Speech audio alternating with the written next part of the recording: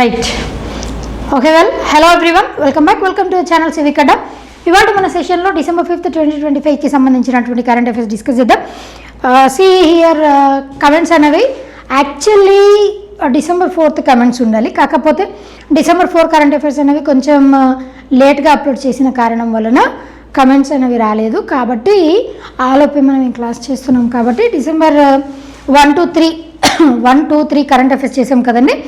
ఆ కరెంట్ అఫైర్స్కి సంబంధించి ఆల్రెడీ నిన్న ఉషశ్రీ మాండవ అనుకుంటా, ఉషశ్రీ మాండవ కాదు, సంకేపల్లి ఆ అమ్మాయి కమెంట్ చేశారు. తన కమెంట్స్ ఆల్రెడీ మనం నిన్న డిస్ప్లే చేసాము.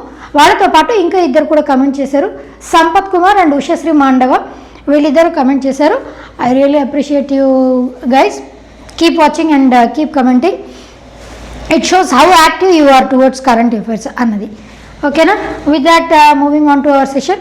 ఇవాళ సెషన్ చాలా ఇంపార్టెంట్. ఎందుకంటే కొన్ని మేజర్ ఇనిషియేటివ్స్ అన్నవి ఇవాళ సెషన్లో ఇవాళ కరెంట్ అఫైర్స్లో మనం కవర్ చేయబోతున్నాం. అంటే ఆర్బీఐ తీసుకున్నటువంటి ఇనిషియేటివ్స్ కానీ, సెబీ తీసుకొచ్చినటువంటి ఇనిషియేటివ్స్ కానీ, అదేవిధంగా పాకిస్తాన్కి సంబంధించి ఒక ఇనిషియేటివ్ ఉంది. ఇవన్నీ కూడా ఇవాళ సెషన్లో మనం డిస్కస్ చేద్దాం. So the first one, SEBI launches Swagat FI. Swagat full form ఏంటి? ఇది చాలా ఇంపార్టెంట్ అండి. Wait 1 second. Right, SEBI launches Swagat FI. Okay, Swagat FIని లాంచ్ చేసింది. బేసిక్లీ ఇక్కడ మనకి స్వాగత్ ఫుల్ ఫామ్ ఏంటో గుర్తుపెట్టుకోవాలి. ఇది మాత్రమే కాదు, సెబీ అంటే మనందరికీ తెలిసిందే stock exchange board of India, అది మనందరికీ తెలుసు కదండి. సెబీని ఏ ఇయర్లో ఎస్టాబ్లిష్ చేశారు? It was established in the year 1988. Establish అయినప్పుడు ఇది స్టాట్యుటరీ బాడీనా అని అంటే no, it is not statutory body. Initially establish అయినప్పుడు నాన్ స్టాట్యుటరీ బాడీ లాగానే ఇది ఎస్టాబ్లిష్ అయ్యింది. ఇప్పుడు మనకి ఆర్బీఐ అన్నది హిల్టన్ యంగ్ కమిషన్ రికమెండేషన్స్ మేరకు ఏర్పాటు చేశారు. అదేవిధంగా సెబీని ఏ కమిటీ రికమెండేషన్స్ మేరకు సెబీని ఎస్టాబ్లిష్ చేశారు? SEBI was established upon the recommendations of which committee? ఇది తెలిస్తే కమెంట్ చేయండి. దాని తర్వాత 1991లో దీనికి రికగ్నిషన్ వచ్చింది. 1992 నుంచి స్టాట్యుటరీ రికగ్నిషన్ అన్నది లభించింది. స్టాట్యుటరీ రికగ్నిషన్ రావడం అంటే ఏంటండి అని అంటే, ఇప్పుడు ఏదైనా ఒక బాడీ ఒక చట్టం ద్వారా ఏర్పడింది అనుకోండి, దాన్ని స్టాట్యుటరీ బాడీ అని అంటారు. ఏదైనా ఒక బాడీ రాజ్యాంగంలో ఉండి దాన్ని ఏర్పాటు చేస్తే కాన్స్టిట్యూషనల్ బాడీ అని చెప్పేసి అని అంటాం. అది అట్లా ఇంపార్టెంట్ అనమాట. ఇప్పుడు ఈ స్వాగత్ FI అన్నటువంటి కాన్సెప్ట్, స్వాగత్ ఫుల్ ఫామ్ ఏంటి? Single window automated and generalized access for trusted foreign investors, that is స్వాగత్ FI. FI stands for what? Foreign investors కోసం అని చెప్పేసి సెబీ స్వాగత్ అన్నటువంటి కాన్సెప్ట్ని లాంచ్ చేసింది. ఫారెన్ ఇన్వెస్టర్స్ మీరు తీక్షణంగా చూస్తే పేరులోనే మనకు అర్థమైపోతుంది. Swagat single window automated and generalized access for trusted, ఎవరి కోసం అంటే ఫర్ ట్రస్టెడ్ ఫారెన్ ఇన్వెస్టర్స్. ఇది ఇంపార్టెంట్ అనమాట. అయితే ఇప్పుడు మనకి ఫారెన్ నుంచి FDIs రూపంలో, FPI రూపంలో ఫారెన్ నుంచి మనకి ఇన్వెస్ట్మెంట్స్ అన్నవి వస్తూ ఉంటాయి కదా, మన భారతదేశంలోకి ఇన్వెస్ట్మెంట్స్ వస్తూ ఉంటాయి. అట్లా అది వాటిని పక్కన పెట్టేస్తే మన భారతదేశం యొక్క స్టాక్స్లో ట్రేడ్స్లో వేరే దేశాల వాళ్ళు ట్రేడింగ్ యాక్టివిటీస్ చేయటం, షేర్స్ కొనుక్కోవటం, ఇలాంటివన్నీ చేసినప్పుడు వాళ్ళు దేంట్లో ఇన్వెస్ట్ చేస్తే బెటర్గా ఉంటుంది అన్నటువంటి ఆలోచన ప్రతి ఒక్కరికి ఉంటుంది కదా. అది క్లియర్ చేయటానికి ఇప్పుడు దేంట్లో ఇన్వెస్ట్ చేస్తే బాగుంటుంది అని చెప్పి దాని గురించి ఒక క్లారిటీ రావడం కోసం అని చెప్పేసి ఈ ఇనిషియేటివ్ని, ఈ స్వాగత్ FI అన్నటువంటి ఇనిషియేటివ్ని లాంచ్ చేశారు. ఫారిన్ ఇన్వెస్టర్స్ ఎవరైతే ఇన్వెస్ట్ చేద్దాం అనుకుంటున్న ఇన్వెస్టర్స్ ఎవరైతే ఉన్నారో, మన భారతదేశపు షేర్స్లో ట్రేడింగ్ ఇన్వెస్ట్ చేయాలి అని ఎవరైతే అనుకుంటున్నారో అలాంటి వాళ్ళ కోసం ఒక ట్రస్టెడ్ ప్లాట్ఫామ్ లాగా దీన్ని ఏర్పాటు చేశారనమాట. దట్ ఈస్ స్వాగత్ FI. దీంట్లో బాగా క్లియర్ సెబీ దీని గురించి ఇంకా చూద్దాం. So it has extended the registration period. దీంట్లో ఎవరైనా ట్రేడింగ్ చేసుకోవాలి అని అంటే ఫస్ట్ రిజిస్టర్ చేసుకోవాలి కదా సెబీ ద్వారా, stock exchange board of India. కాబట్టి ఇక్కడ ఇది వరకు రిజిస్ట్రేషన్ పీరియడ్ అన్నది ఒకసారి రిజిస్ట్రేషన్ చేసుకుంటే 3 నుంచి 5 సంవత్సరాల వరకు ఆ రిజిస్ట్రేషన్ అనేది ఉండేది. అంటే వన్స్ మీరు రిజిస్టర్ చేసుకున్నారు అని అంటే 3 నుంచి 5 సంవత్సరాల వరకు మీరు ట్రేడింగ్ చేసుకోవచ్చు, షేర్స్ కొనుక్కోవచ్చు, ఇవన్నీ చేసుకోవచ్చు. కానీ ఇప్పుడు ఏం చేసింది స్వాగత్ ఎఫ్ఐ ద్వారా ఈ రిజిస్ట్రేషన్ పీరియడ్ని కేవలం 3 నుంచి 5 సంవత్సరాల వరకు కాకుండా ఎక్స్టెండెడ్ టు 10 years 10 సంవత్సరాల వరకు వన్స్ మీరు రిజిస్టర్ చేసుకున్నారు అనంటే it can be extended up to me registration అన్నది ఎప్పటి వరకు పనిచేస్తుందండి అనంటే 10 years వరకు మీ రిజిస్ట్రేషన్ అనేది పనిచేస్తుంది అనమాట. That has been given here. ఇది చాలా చాలా ఇంపార్టెంట్. రిజిస్ట్రేషన్ అన్నది ఎన్ని ఇయర్స్ వరకు వ్యాలిడ్ ఉంటుంది అది గుర్తుపెట్టుకోండి. ఇది వరకు 3 నుంచి 5 years వరకు ఉండేది. Say for example maximum 5 years కదండి ఇది వరకు, ఇప్పుడు దాన్ని డబల్ చేశారు అంతే, 10 years చేశారు. సెబీకి మొట్టమొదటి చైర్పర్సన్గా ఎవరున్నారు ఇది తెలిస్తే కమెంట్ చేయండి. ఇప్పుడు ప్రెసెంట్ చైర్పర్సన్గా సెబీకి ఎవరున్నారు? తుహీన్ కాంత్ పాండే గారు సెబీకి రైట్ నౌ చైర్పర్సన్గా సర్వ్ చేస్తున్నారు. అండ్ ఇప్పటి వరకు securities stock exchange board of India అన్నాం కదా, no securities and exchange board of India సెబీకి ఓన్లీ ఫీమేల్ చైర్పర్సన్గా ఇప్పటి వరకు ఉన్నటువంటి చైర్పర్సన్స్ అందరిలో ఒకే ఒక్క మహిళా చైర్పర్సన్గా సెబీకి పనిచేశారు. ఆవిడ వచ్చేసి ఎవరండి అనంటే Madhabi Puri Butch.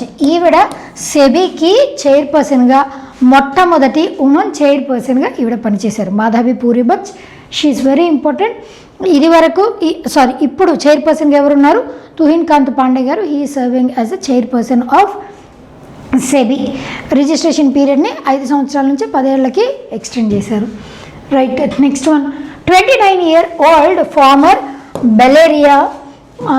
బెలేరియా became the world's youngest self made female billionaire. ఈవిడ ఏ దేశానికి చెందినటువంటి మహిళ అని అంటే she's from the country Brazil capital city వచ్చేసి ఏంటండి Brasilia and the currency is Brazilian real. Capital and currency ఇవి. బ్రెజిల్ దేశానికి చెందినటువంటి ఈవిడ ఆల్రెడీ ఒక సంస్థ మనం ప్రిడిక్ట్ చేస్తూ ఉంటాం చూడండి అప్పుడప్పుడు. ఈవిడ సంస్థ ఏంటి అని అంటే ప్రిడిక్షన్స్ చేసేటువంటి ఒక సంస్థ అనమాట. ఆర్టిఫిషియల్ ఇంటెలిజెన్స్ బేస్ చేసుకొని అందరూ ఎవరైనా సరే ప్రిడిక్షన్స్ చేయొచ్చు. ఆ ప్రిడిక్షన్స్ అనేవి దేని గురించి అని అంటే ఇప్పుడు నా వివాహం జరిగింది అనుకోండి, సే ఫర్ ఎగ్జాంపుల్ నేనే సెలబ్రిటీ అని అనుకుందాం, నా పెళ్ళి అయింది. ఒకవేళ నా వివాహం అయిన తర్వాత కొన్నేళ్ళకి నా డివోర్స్ అవుతుందా అవ్వదా ఇలాంటివి. సెలబ్స్ యొక్క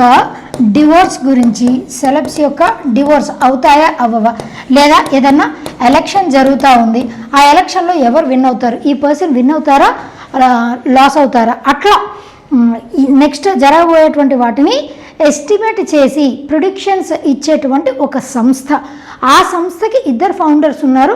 వాళ్ళల్లో ఒకరు వచ్చేసి ఎవరు అని అంటే she is Luana Lopes ఈవిడనమాట.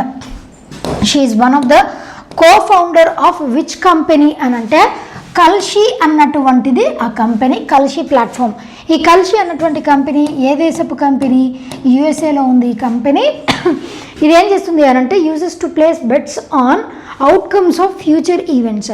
Next రాబోయేటువంటి ఈవెంట్స్ వాటి అవుట్కమ్ ఏంటి, రిజల్ట్ హిట్టా ఫట్టా అని చెప్పి వాటి గురించి బెట్టింగ్ వేసుకొని ప్రిడిక్ట్ చేసేటువంటి ఒక సంస్థ. మరి ఇట్లా బెట్టింగ్ వేయడం లీగలా అండి అని అంటే ఎస్, ఆ దేశంలో ఈ కంపెనీ ద్వారా బెట్టింగ్ వేయడం అన్నటువంటిది లీగలే, కంప్లీట్లీ లీగలైజ్డ్ ఫర్మే ఇది. అయితే ఈవిడ ఎట్లా యంగెస్ట్ ఫీమేల్ బిలియనియర్ అయ్యారు అని అంటే 1 బిలియన్ అంటే ఎన్ని కోట్లు తెలిస్తే నాకు కమెంట్ చేయండి. 1 మిలియన్ అంటే ఎంత అండి? 1 million is equal to 10 lakhs. అదేవిధంగా 1 బిలియన్ అంటే ఎన్ని క్రోర్స్, 1 ట్రిలియన్ అంటే ఎంత? 1,00,000 కోట్లు. 1 బిలియన్ అంటే ఎన్ని కోట్లు తెలిస్తే కమెంట్ చేయండి. ఈవిడ 1 బిలియన్ ఫండింగ్ చేశారు ఇనీషియల్లీ. దాని తర్వాత ఇప్పుడు టోటల్గా ఈవిడ ఫండింగ్ చేయడం మాత్రమే కాకుండా వివిధ వేరే వాళ్ళ తరపు నుంచి కూడా ఫండింగ్స్ వచ్చాయి. అలా ఫండింగ్స్ వచ్చిన తర్వాత అసలు ఈవిడ షేర్ వచ్చేసి ఎంత అండి దీంట్లో కల్షీలో అని అంటే ఈవిడ షేర్ వచ్చేసి కేవలం 12% మాత్రమే ఈవిడ షేర్. ఆ 12% విలువ చేసే షేర్స్ ఎంత ఉన్నాయండి అని అంటే 11 బిలియన్. ఆ విధంగా she has become the youngest female billionaire in the world. At the age of 29 years 29 సంవత్సరాలకి ఈవిడ బిలియనర్ అయ్యారు యాజ్ పర్ ఫోర్బ్స్. ఇది వరకు కూడా ఒక పర్సన్ ఉన్నారు. At the age of 31 years she has become the female billionaire. ఆవిడ ఎవరు అనంటే లూసీ గ్యో. ఈవిడ వచ్చేసి యుఎస్ దేశానికి చెందినటువంటి 31-year-old co-founder of scale AI అన్నటువంటి సంస్థ. దీనికి లూసీ గ్యో ఈవిడ ఫౌండర్ అనమాట. ఆవిడ she has become the youngest female billionaire in the world. ఈవిడ కంటే ముందు ఈవిడ 31 సంవత్సరాలకి ఈ ఫీట్ని అచీవ్ చేస్తే, ఇక్కడ లువానా లోప్స్ అన్నటువంటి ఆవిడ 29 సంవత్సరాలకి దీన్ని అచీవ్ చేశారు. కాబట్టి she is very very important. And ఆవిడ మాత్రమే కాదు, singer song writer tailor Swift at the age of 35 years ఆవిడ కూడా బిలియనర్ జాబితాలో ఆవిడ కూడా ఉన్నారనమాట. Tailor Swift she is also from US only కదా, మనందరూ తెలిసిన ఆవిడ చాలా పాపులర్ టైలర్ స్విఫ్ట్ అని అంటే. సో ఈ విధంగా ఈ కల్షీకి కో-ఫౌండర్ అయినటువంటి లువానా లోప్స్ ఇంకా ఈ అబ్బాయి పేరు కూడా సమ్మదర్. ఈ అబ్బాయి ఇంకొక ఫౌండర్ అనమాట. ఓన్లీ ఇద్దరు ఫౌండర్స్ మాత్రమే ఉన్నారు. దాంట్లో వన్ ఆఫ్ ద ఫౌండర్స్ వచ్చేసి Luana Lopes. This boy name I forgot, అవసరం లేదులేండి. కల్షి ఈ అమ్మాయి గురించి గుర్తుపెట్టుకుంటే సరిపోతుంది. Okay, this is all about her.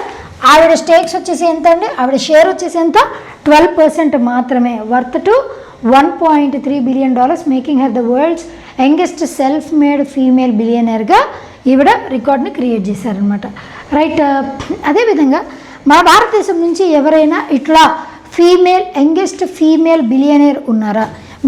మీకు ఎవరైనా తెలిస్తే కమెంట్ చేయండి. Next, monetary policy committee cuts repo rate by 25 basis points to 5.25%. ఇది వరకు 5.50% ఉండేదండి రెపో రేట్ అన్నటువంటిది.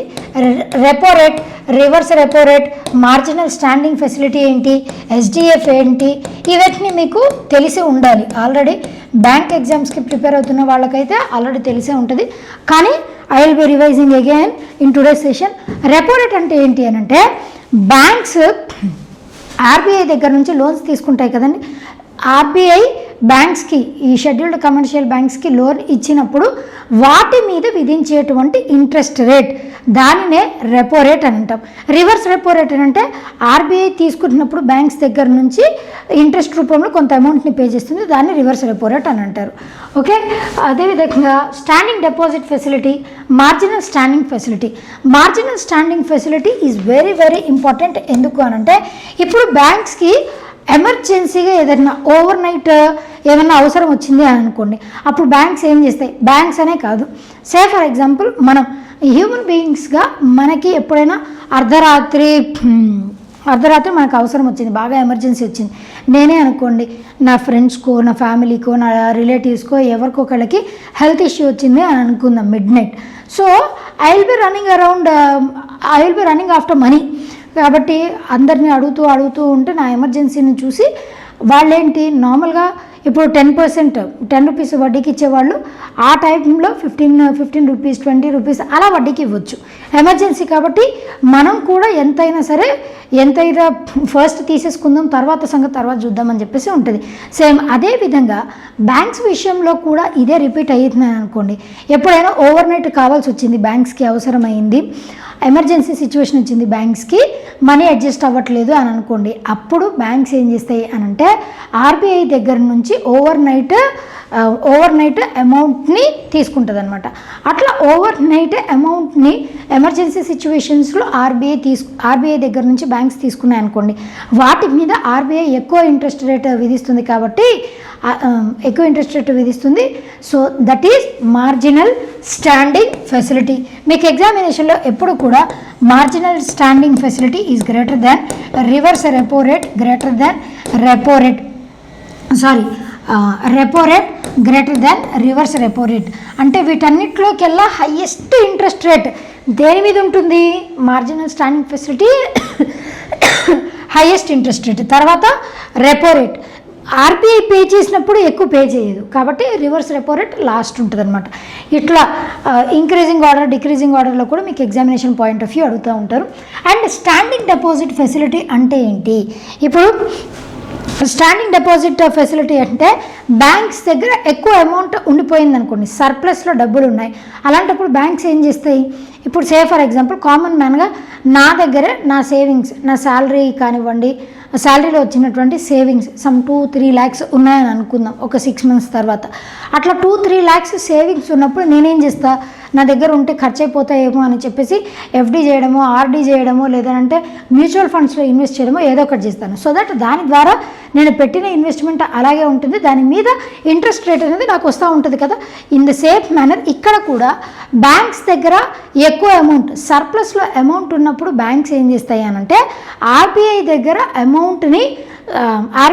అమౌంట్ని స్టోర్ చేసుకుంటాయి. అలా ఆర్బీఐ దగ్గర అమౌంట్ స్టోర్ చేసుకున్నప్పుడు ఆర్బీఐ దానికి కొంత ఇంట్రెస్ట్ రేట్ ఇస్తుంది అనమాట. That is nothing but standing deposit facility.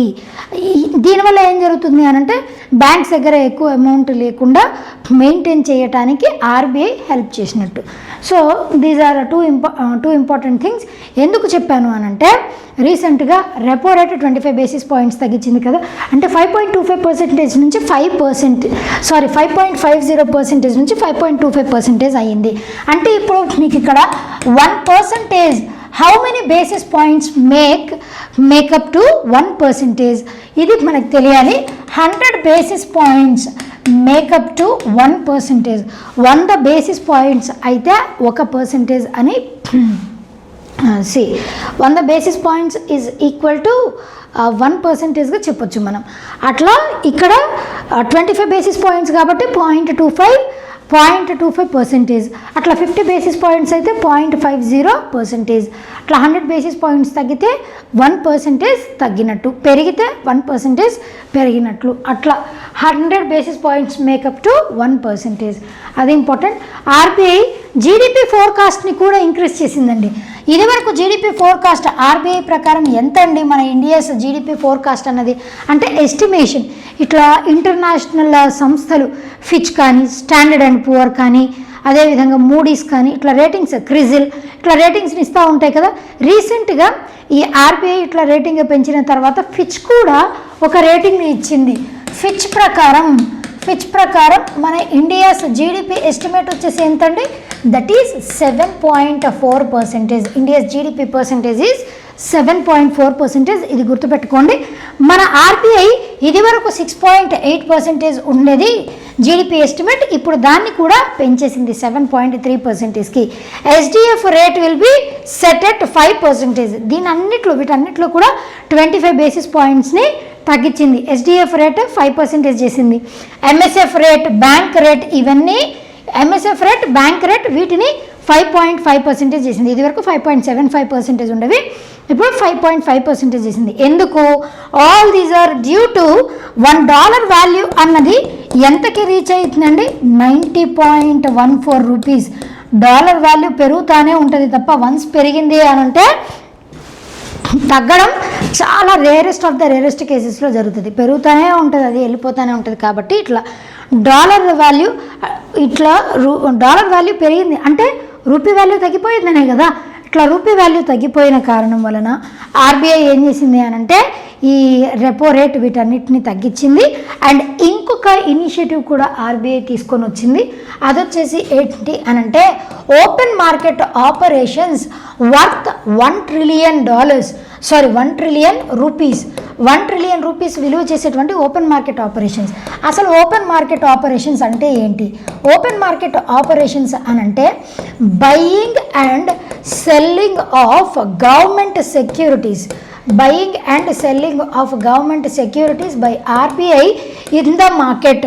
దానిని ఏమంటారు అనంటే ఓపెన్ మార్కెట్ ఆపరేషన్స్ అని చెప్పేసి అని అంటారు.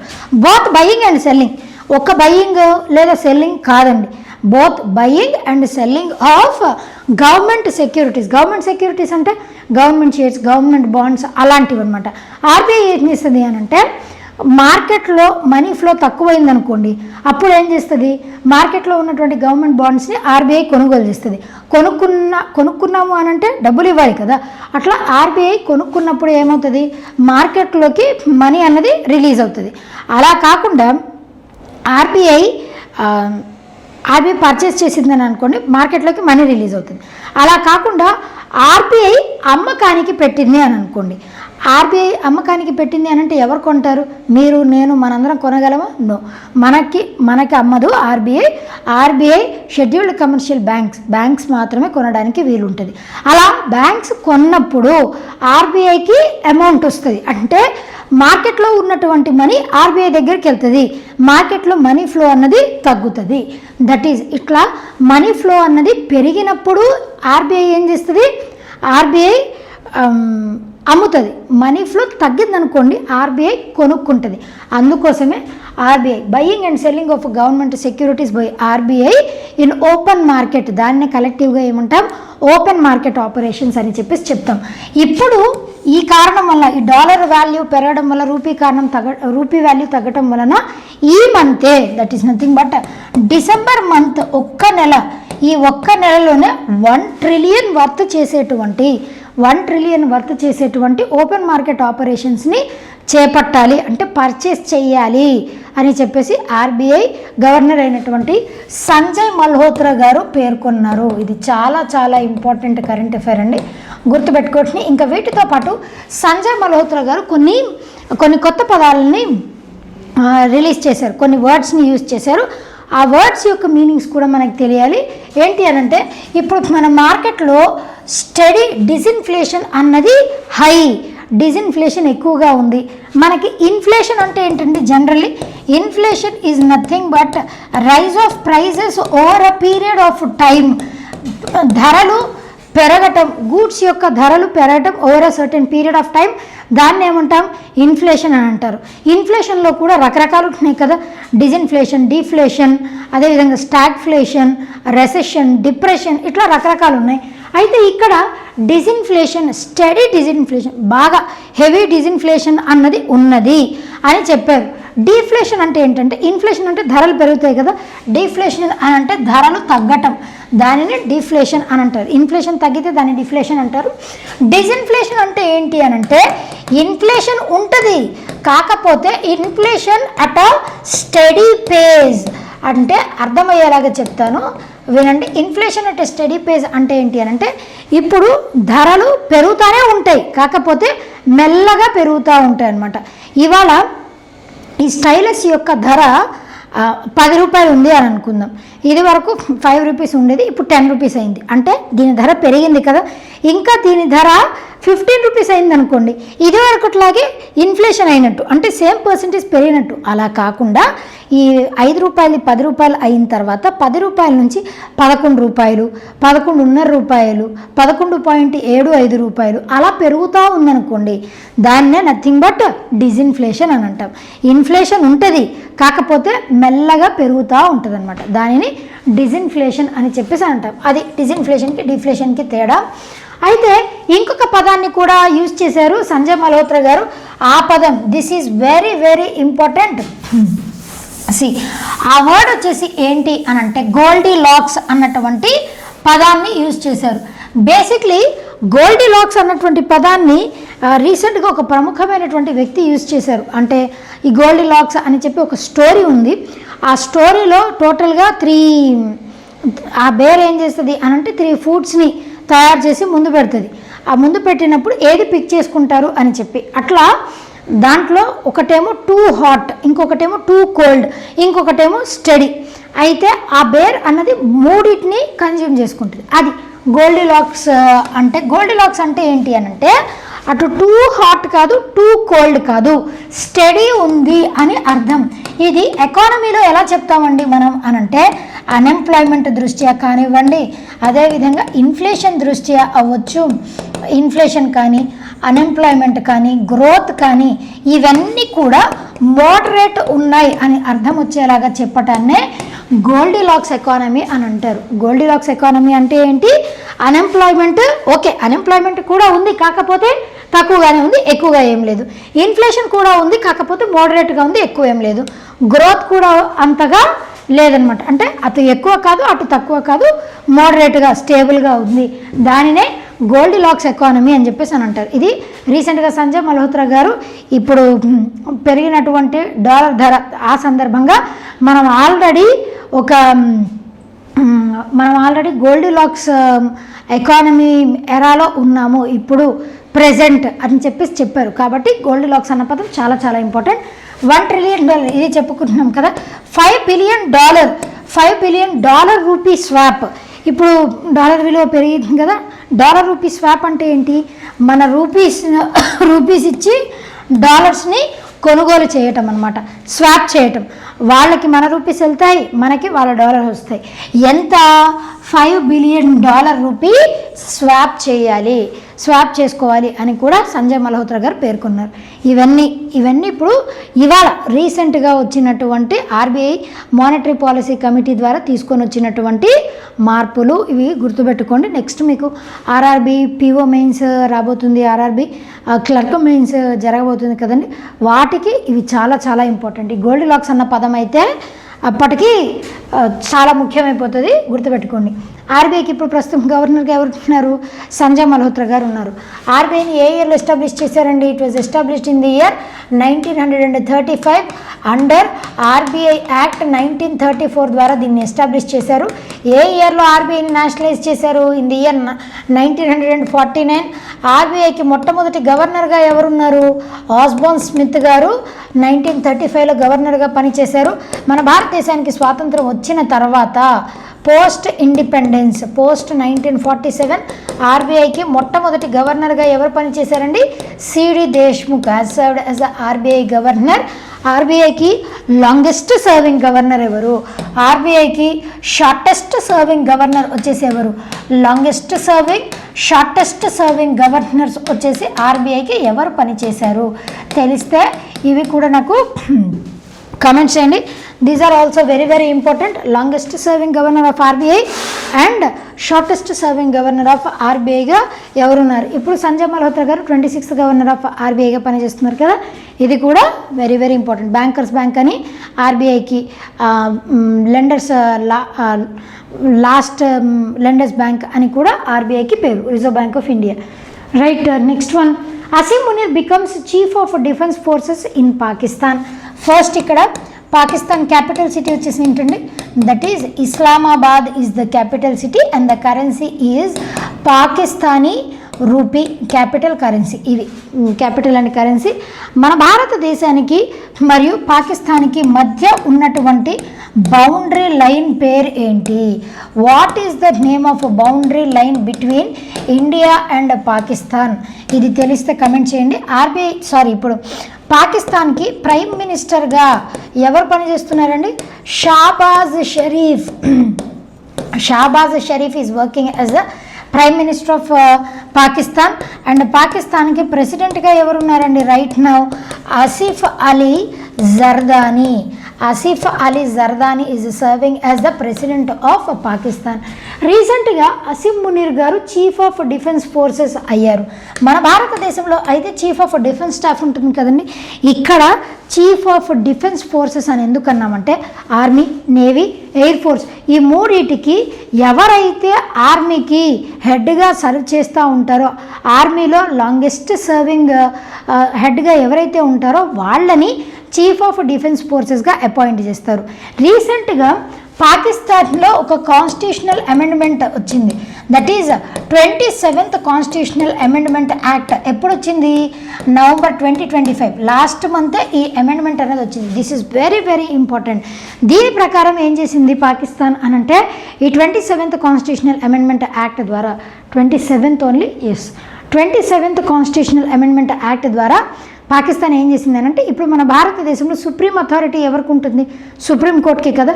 కానీ ఇక్కడ వేరేజ్ పాకిస్తాన్ విషయంలో సుప్రీం కోర్టుని కూడా పక్కకు పెట్టేసి supreme court was side line and supreme court was side line and ఈ armed forces given the higher authority and higher priority.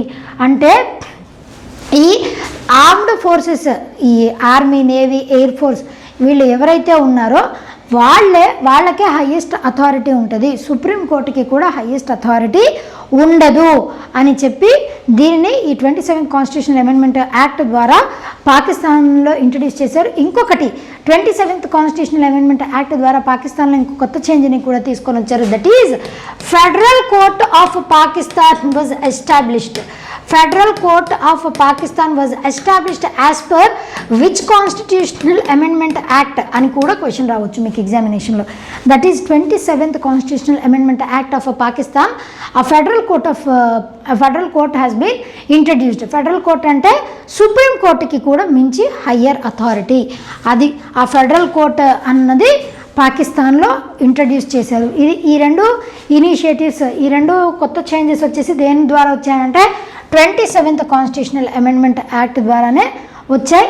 It centralises what military అథారిటీనే హయ్యర్ అథారిటీ చేస్తుంది, ఎలివేట్స్ రోల్. అండ్ ఎవరైతే 5 star officers ఉంటారో, ఇప్పుడు ఆసిమ్ మునీర్ ఈయన్ని chief of defence ఫోర్సెస్గా appoint చేశారు కదా, ఈయన 5 స్టార్ ఆఫీసర్ అనమాట. 5 స్టార్ ఆఫీసర్ అనంటే 5 స్టార్ చాక్లెట్ తింటారని కాదు. 5 స్టార్ ఆఫీసర్ అంటే ఏంటి అని అంటే వాళ్ళకి లీగల్ ప్రొసీడింగ్స్ అనేవి ఏవి ఉండవు, ఆ లీగల్ ఇమ్యూనిటీ ఉంటుంది. అంటే ఇప్పుడు వాళ్ళ మీద ఎవరైనా కేసు ఫైల్ చేయాలనుకోండి, చేయలేరు. వాళ్ళని పోలీస్ స్టేషన్కి పిలవటం, వాళ్ళని విచారణ చేయటం, ఇవన్నీ కూడా అవ్వదన్నమాట. లీగల్ ఇమ్యూనిటీ లైఫ్ లాంగ్ వాళ్ళకు ఉంటుంది. అదేవిధంగా వాళ్ళు ఏ పదవిలో అయితే ఉంటారో జీవితకాలం వాళ్ళకి ఆ పదవి అన్నది పర్మనెంట్గా కొనసాగుతూ ఉంటుంది. అది 5 స్టార్ ఇమ్యూనిటీ అంటే దాని ద్వారా వాళ్ళకి ఆ ఇమ్యూనిటీ పవర్స్ ఉంటాయి. And creates federal constitutional court అని చెప్పేసి ఒక కోర్ట్ని కూడా ఇంట్రడ్యూస్ చేశారు above supreme court of constitutional matters. ఈ chief of defence forces becomes more powerful. అక్కడ ఉన్నటువంటి ప్రైమ్ మినిస్టర్, ప్రెసిడెంట్, పార్లమెంట్ వీళ్ళందరికంటే కూడా చీఫ్ ఆఫ్ డిఫెన్స్ ఫోర్సెస్కే ఎక్కువ పవర్ ఉంటుంది. He or she who is serving as the chief of defense forces will be having the highest authority and more powerful than prime minister or president or parliament of Pakistan. గుర్తుపెట్టుకోండి, ఇది 27th constitutional amendment bill ద్వారా తీసుకొని వచ్చినటువంటి కొత్త అంశాలు. ఆ పరిధిలోనే రీసెంట్గా ఎవరిని అపాయింట్ చేశారు చీఫ్ ఆఫ్ డిఫెన్స్ ఫోర్సెస్గా అనంటే ఆసిమ్ మునీర్ గారిని అపాయింట్ చేశారు. ఇది కూడా చాలా చాలా ఇంపార్టెంట్. ఈయన ప్రమాణ స్వీకారం ఎవరు చేపించారు? ఆ దేశపు ప్రెసిడెంట్ అయినటువంటి ఆసిఫ్ అలీ జర్దారీ, ఆయన ప్రమాణ స్వీకారం చేయించారు. నెక్స్ట్ వన్ ఆపరేషన్ సాగర్ బంధు. ఈ ఆపరేషన్స్ ఇలాంటి పేర్లు వచ్చినప్పుడు చాలా చాలా ఇంపార్టెంట్. ఎగ్జామినేషన్లో ఈ పేరు ఆపరేషన్ సాగర్ బంధు అన్నది ఏ సైక్లోన్ దృష్ట్యా డిజాస్టర్ రిలీఫ్ మెజర్ లాగా, humanitarian assistance and disaster relief measure లాగా దాన్ని ఇంట్రడ్యూస్ చేశారు, అలా అడగొచ్చు. లేదా ఇది చేశారు ఇంకొక సైక్లోన్ విషయంలో ఏ ఆపరేషన్ని తీసుకొని వచ్చారు, అలా కూడా ఎగ్జామినేషన్లో మిమ్మల్ని అడుగుతూ ఉండొచ్చు. ఈ సాగర్ బంధు అన్నటువంటి ఆపరేషన్ని మన Indian navy, Indian air force వాళ్ళు కలెక్టివ్గా దీన్ని ఏర్పాటు చేశారు. ఎక్కడ అనంటే శ్రీలంకలో సాగర్ బంధు అన్నటువంటి humanitarian assistance and disaster relief measure దీనిని ఇంట్రడ్యూస్ చేశారనమాట. దీంట్లో భాగంగా ఇప్పుడు ఎంతమంది చనిపోయారంటే శ్రీలంకలో because of due to cyclone Ditwah వలన ఎంతమంది ప్రాణాలని కోల్పోయారు అనంటే 486 మెంబర్స్ చనిపోయారు. మోర్ దాన్ 700 పీపుల్ గల్లంత అయిపోయారనమాట. వాళ్ళు మిస్సింగ్ అండ్ ఇంజూర్ అయినటువంటి వాళ్ళు మోర్ దాన్ 700 ఉన్నారు. 486 ఇప్పటి వరకు నమోదు అయినటువంటి డెత్ టోల్ ఇంకా నమోదయ్యే అవకాశాలే ఎక్కువగా ఉన్నాయని చెప్పారు. సైక్లోన్ దిత్వా, దీనికి ఈ పేరుని ఏ దేశం అండి ఇచ్చింది? ఎమెన్ దేశం సైక్లోన్ దిత్వా దానికి ఆ పేరుని ఇచ్చింది. ఈ సైక్లోన్ దిత్వా అన్నది సౌత్ ఆఫ్ బే ఆఫ్ బెంగాల్లో అంటే బే ఆఫ్ బెంగాల్లో ఏర్పడింది సైక్లోనిక్ స్టార్మ్. అది ఎక్కడైతే సైక్లోనిక్ స్టార్మ్ ఏర్పడుతుందో దాన్ని బేస్ చేసుకొని అది హరికేనా, టైఫూనా, టోర్నాడోనా, సైక్లోనిక్ స్టార్మా అని చెప్పేసి నేమింగ్ కన్వెన్షన్స్ని ఇస్తూ ఉంటారు. ఓకే, అట్లా సైక్లోన్ దిత్వా అన్నటువంటి పేరు ఏ దేశం ఇచ్చింది? ఎమెన్ క్యాపిటల్ కరెన్సీ వచ్చేసి ఏంటి? What are the capital and currency of Yemen? Ditwah అంటే లిటరల్ మీనింగ్ వచ్చేసి ఏంటి? దిత్వా అంటే ఏంటి అనంటే ఈ ఎమెన్ దేశంలో లగూన్ యొక్క పేరే Ditwah is the name of a lagoon in amen. దాని పేరు మీదుగా ఎమెన్ వాళ్ళు ఈ దిత్వా అన్న పేరుని ఇచ్చారు. అంటే ఇప్పుడు మనకి సిన్స్ 2009 మన భారతదేశం ఇంకా వేరే 13 దేశాలు కలెక్టివ్గా ఈ వరల్డ్ మెట్రోలాజికల్ ఆర్గనైజేషన్ వాళ్ళతో కలెక్టివ్గా ఈ దేశాలన్నీ కూడా ఏం చేస్తాయనంటే నెక్స్ట్ రాబోయేటువంటి సైక్లోనిక్ స్టార్మ్ ఏదైతే వస్తుందో దానికి కొన్ని నేమ్స్ని ఇస్తూ ఉంటాయి. అట్లా మన భారతదేశంలో వచ్చేటువంటి సైక్లోనిక్ స్టార్మ్కి వేరే దేశం వాళ్ళు ఇచ్చినటువంటి పేరుని పెడతా ఉంటాం అనమాట. ఆ విధంగా రీసెంట్గా సైక్లోనిక్ స్టార్మ్ ఈ సైక్లోన్ దిత్వా వల్ల మన భారతదేశంలో ఏపీలో కొన్ని ప్రాంతాలు, అదేవిధంగా తమిళనాడులో కూడా కొన్ని ప్రాంతాలు దీని వలన ఎఫెక్ట్ అయ్యాయి. సైక్లోన్ దిత్వా వల్ల మేజర్గా ఏది ఎఫెక్ట్ అయిందండి? శ్రీలంక మేజర్గా ఎఫెక్ట్ అయింది. ఇక్కడ అరేబియన్ సీ ఉంటుంది, ఇక్కడ బే ఆఫ్ బెంగాల్ ఉంటుంది, ఇక్కడ ఇండియన్ ఓషన్ ఉంటుంది. దీనివలన ఈ బే ఆఫ్ బెంగాల్ దీనివల్ల ఎక్కువగా ఎఫెక్ట్ అయింది ఏది అని అంటే ఇట్ ఈజ్ శ్రీలంక ఎక్కువగా ఎఫెక్ట్ అయింది. What is the old name of Sri Lanka? Sri Lanka యొక్క ఓల్డ్ నేమ్ వచ్చేసి ఏంటండి? That is Ceylon is the old name of Sri Lanka. Sri Lanka capital city వచ్చేసి ఏంటి? 2 ఉంటాయి, Colombo and Jayawardenepura Kotte. These are 2 capital cities and the currency is Sri Lankan rupee is the currency. శ్రీలంకకి ఇప్పుడు prime minister and ప్రెసిడెంట్గా ఎవరు పనిచేస్తున్నారు తెలిస్తే కమెంట్ చేయండి. ఇది సైక్లోన్ దిత్వా. ఆ సైక్లోన్ దిత్వాలో భాగంగా మన భారతదేశం వాళ్ళకి ఈ మహాసాగర్ అన్నటువంటిది ఉంది కదా, దాంట్లో భాగంగానే neighbourhood Look East policy, neighbourhood first, ఆ పాలసీ ప్రకారం మన భారతదేశం ఆపరేషన్ సాగర్ బంధు అని చెప్పి ఈ సైక్లోన్ దిత్వా వల్ల ఎఫెక్ట్ అయినటువంటి శ్రీలంకకి మద్దతును తెలియజేసింది. దట్ ఈజ్ ఆపరేషన్ సాగర్ బంధు. ఇంకా వేరే ఆపరేషన్స్ చూడండి. మయన్మార్ ఎఫెక్ట్ అయినప్పుడు ఆపరేషన్ బ్రహ్మ కండక్ట్ చేసాం 2025లోనే. ఆపరేషన్ దోస్త్ అన్నటువంటిది టర్కీ అండ్ సిరియాలో అర్త్క్వేక్ అప్పుడు. ఆపరేషన్ కావేరీ 2023లో సుడాన్లో కాన్ఫ్లిక్ట్ అయినప్పుడు అక్కడ నుంచి ప్రజల్ని మన భారతదేశానికి తరలించడానికి కావేరీ. ఆపరేషన్ అజయ్ 2023 అది ఇజ్రాయెల్ పాలస్తీన్ ఇష్యూ అయింది కదా, అప్పుడు అక్కడ ఉన్నటువంటి భారతీయుల్ని ఇండియాకి తరలించడానికి కోసం చేసినటువంటి operation Ajay. Operation Karuna, cyclone Mocha అన్నటువంటి పేరుని ఏ దేశం ఇచ్చింది? Which country has named the cyclone Mocha? అది మయన్మార్లో వచ్చినటువంటి సైక్లోన్ రిలీఫ్ మెజర్స్ లాగా, ఆ సైక్లోన్ అప్పుడు రిలీఫ్ మెజర్స్ లాగా ఈ ఆపరేషన్ని కండక్ట్ చేశారు. ఇంకా ఆపరేషన్ గంగా వచ్చేసి యుక్రెయిన్ అప్పుడు, రష్యా యుక్రెయిన్ యుద్ధం జరుగుతున్నప్పుడు అక్కడ నుంచి ఇండియన్స్ని ఇవాక్యుయేట్ చేయడం కోసం అని చెప్పేసి ఆపరేషన్ గంగాని కండక్ట్ చేశారు. Operation Devi Shakti in the year 2021 evacuation from Afghanistan. Talibans అక్కడ టేక్ ఓవర్ చేసి అటు ఇటు కొంచెం హడావుడి చేస్తున్నప్పుడు అక్కడ నుంచి వాళ్ళని తరలించడం కోసం అని చెప్పేసి ఆపరేషన్ దేవి శక్తిని కండక్ట్ చేశారు. అదేవిధంగా 2004 సంవత్సరంలో సునామీ వచ్చింది కదండి, చాలామంది ఎఫెక్ట్ అయ్యారు కదా. ఆ సునామీ వచ్చినప్పుడు ఒక ఆపరేషన్ని కండక్ట్ చేశారు. ఆ ఆపరేషన్ పేరు వచ్చేసి ఏంటి? 2018లో జరిగినటువంటి కేరళ ఫ్లడ్స్ చాలామంది చనిపోయారు. దీని మీద మలయాళంలో ఒక మూవీ కూడా వచ్చింది 2018, ఈ పేరుతోనే మూవీ వచ్చింది. ఎక్సలెంట్గా ఉంటుంది, దానికి నేషనల్ అవార్డు కూడా లభించింది 2018 కేరళ ఫ్లడ్స్. అప్పుడు కూడా ఒక ఆపరేషన్ని కండక్ట్ చేశారు. ఈ ఆపరేషన్ గురించి అయితే, ఈ ఆపరేషన్ నేమ్ వచ్చేసి లాస్ట్ ఇయర్ యూపీఎస్సీ ప్రిలిమ్స్లో క్వశ్చన్ అడిగారు. 2018 కేరళ ఫ్లడ్స్ అప్పుడు కండక్ట్ చేసినటువంటి ఆపరేషన్ గురించి. ఆ ఆపరేషన్ పేర్లు ఏంటి తెలిస్తే నాకు కమెంట్ చేయండి. Right, next one. Maharashtra sets Guinness world record with 45,911 solar agriculture pumps in 1 month. ఒక్క నెలలో ఇన్ని అగ్రికల్చర్, అది కూడా సోలార్ అగ్రికల్చర్ పంప్స్, ఇంతమంది రిజిస్టర్ చేసుకొని సోలార్ అగ్రికల్చర్ పంప్స్ని పొందడం ద్వారా గిన్నిస్ బుక్ ఆఫ్ వరల్డ్ రికార్డ్స్లో మహారాష్ట్ర అన్నది నిలిచింది. అండర్ ఏ స్కీమ్ ద్వారా?